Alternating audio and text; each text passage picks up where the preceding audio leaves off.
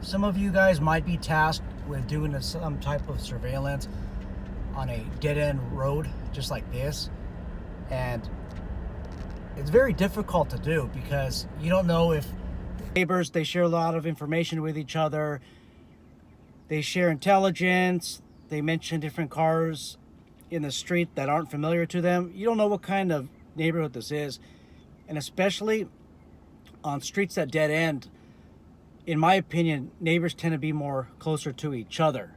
Obviously, that will differ. But the thing is, you don't know if they get along or not. So, down the road, you kind of see like a shed on both sides of the street. You might see the stop sign, you see a Jeep. Down the road is where that street where I turned in, where it was a dead-end road. If you park in that street, you're gonna get burned very easily. So I just park away from it so I could observe the vehicles that are leaving. This house right here is perfect. Here, there's really nobody around. I got a bunch of trees that's blocking their view of me. So it's a pretty good area to stick a surveillance. So let's just say that you have to observe what traffic comes out of a street. Maybe it's a dead-end road and you don't want to get yourself burned. My recommendation is to park outside of the drive on another street and try to park in back of an unoccupied car. That way when they come out, they won't totally be focused just on you. They might have that other car blocking you. So there's a great car in front of us. Just imagine that further down the street, you're observing cars coming out of that drive. Park in back of another car that's not occupied. Areas that I like to park in front of are areas that appears as if no one is home. Maybe the porch light is left on in the morning time. Maybe there's no cars in the driveway. Maybe all the blinds are shut and you have no way of seeing inside. Maybe some overgrown grass. Those are signs that I look for. Maybe some for sale signs. If I can't pick an area like that to park in front of, then I'll pick an area where there's no housing at all. So on the right, you see some mailboxes right now. And yes, the problem is people are going to end up getting their mail and you might get burned, so to speak, when they come home from work or wherever they come home from. But if this is the only area where there's no house in front of and all the other houses look like there's somebody home or somebody's going to come out soon, then yeah, I'm going to pick this area here. It's not too bad. What I like about it is nobody has that defensible space mindset. What I mean by that is nobody has that much ownership of this area here. Whatever happens here is transit activity and it's not associated with their house for the most part. Now, let's just say you don't have a dead spot like here on the right where the mailboxes are at. I like to choose an area where it's in between houses.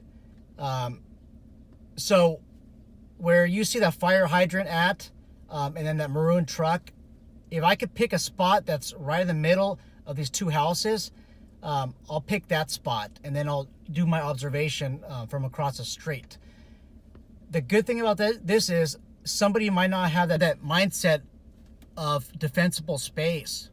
They might not have that mindset that this part of the street is part of their castle.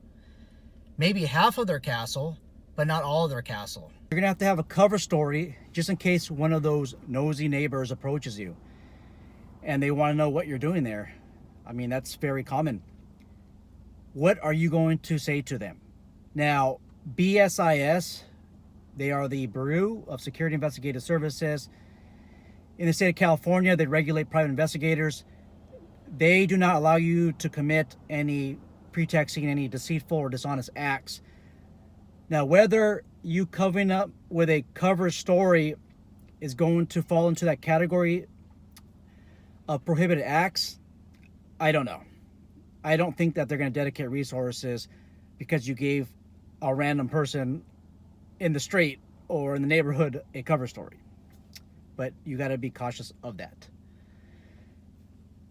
Something to consider is maybe work-related stuff. So maybe you're in a residential street. Hey, I am going to have an interview 2 blocks away.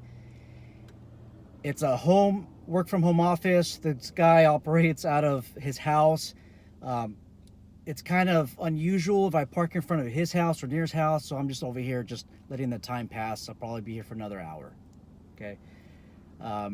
Maybe you want to actually disclose to them what you're doing. Hey, I'm doing an important fraud investigation on one of your neighbors. I can't tell you exactly who it is, but that's what I'm doing, and that's why I'm here. Here's my license.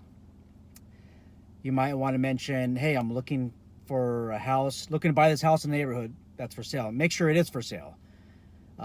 Hopefully you'll have abandoned house and you're just waiting for that real estate agent who might be here in 1 or 2 hours. You're just waiting for this person. You came from out of town. Have a cover story. If you have a law enforcement officer, police officer, deputy sheriff that approaches you and wants to know what's going on, well, you cannot delay their investigation. You're going to have to disclose who you are and what you're doing and provide your credentials as well. I typically would just say, hey, I'm doing a fraud investigation on this house or on this block. Here's my credentials. And that's all you need.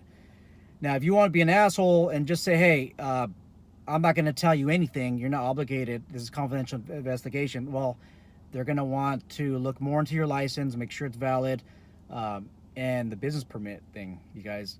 Most private investigation offices don't have business licenses for every place where they're conducting business. I mean, you might do workers' comp fraud or infidelity cases out of one place in Southern California, and you might be going to 10 different cities in a month or 2 months. You don't have a business license for every place. So the more clever law enforcement officer might ask those types of questions. Now, I've been in law enforcement for a very long time. If you blow me off, I'm going to push other issues like that. Now, if you maybe ask to speak to an officer, maybe you meet me in a parking lot, you tell me what's going on, I might actually help you. Now, if I know that there's a certain residence that has a bunch of scumbags in it and I just want them to get popped for something, workers' comp fraud or something, then I'm going to help you a lot more. I might give you some more intelligence that might be just between me and you. One day you might come across a surveillance operation where no matter where you park, you're going to get burned. They're going to know you're up to something. They're going to know you're doing some type of investigation. Couple things to consider is this. I have a game camera, which is meant to capture animals for those of you that like to go hunting. This camera is only about $40, $50. And you can mount it to a tree, a telephone pole. Yeah, you're going to have to camouflage it. Make it look like the environment, but it's something to consider. And every time somebody goes past it or a car goes past it, it'll take that photograph. Make sure that you have one that has a non-flash infrared. So what I mean by that is it's infrared camera, meaning that you can record in the dark, but there's no color light to indicate that the infrared is on. I think it's called a no glow camera. Make sure it's no glow, because then they're going to spot your camera. What I also like about these systems is for a lot more, between $500 and $900, you can get a game camera system that is cellular operated. See, this one's battery operated, and the disc is in the device. So they steal this, they take this, you have your case gone, or at least the evidence. There's systems that will record remotely, and you will use a cell phone service to turn this thing on and off. And these systems typically have a good battery life, maybe 1 to 2 days, maybe 5 days. It's a lot more expensive though, but I think it might be worth it. You might also want to consider mounting a camera maybe on a dashboard or on the visor. Park your car near the residence in an area that is known not to give somebody the impression that it's their property line. Maybe those halfway points between neighbors. You might want to consider putting your camera system over there. They have these pen cameras that you can use. You could mount them anywhere in a bush. They have raw cameras, and those systems, those raw camera systems are a lot more pricey, but again, it might be worth it to your case. And you would use these systems if you can't actually be in the area because you don't want to get burned. Okay. Where you mount them, that's another good question.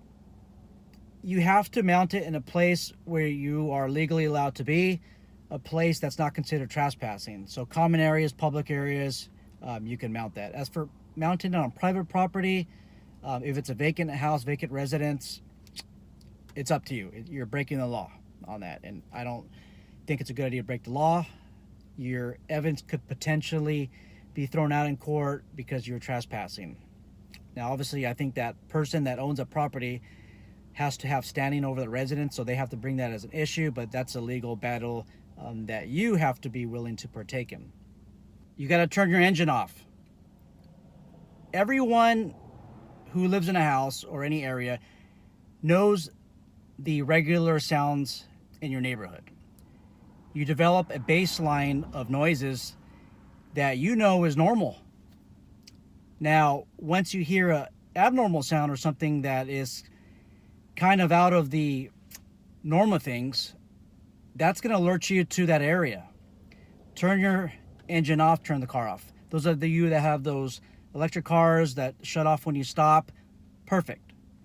You're going to have to shut the AC off because people are going to hear that. Now, if you work where I work in Southern California by the border, it is over 120 degrees easy on any August, September, or July day. Sometimes it gets 124 degrees. There's no way that I'm turning off the AC in that extreme temperature. It's not going to happen, you guys. It's not going to happen. Maybe for a couple of minutes, but not for a good amount of time. Hey, and that's just the way things work. If I get burned, then I get burned. Just the nature of the beast. I got to survive. What you want to also avoid is looking people in the eye when you're doing the surveillance. When you look somebody in the eye, you're giving that person the impression that something is up. So avoid looking at them in the eye. You might just glance, but find something to do. Pick up a newspaper, a magazine, or something else. Just try not to look in the eyes.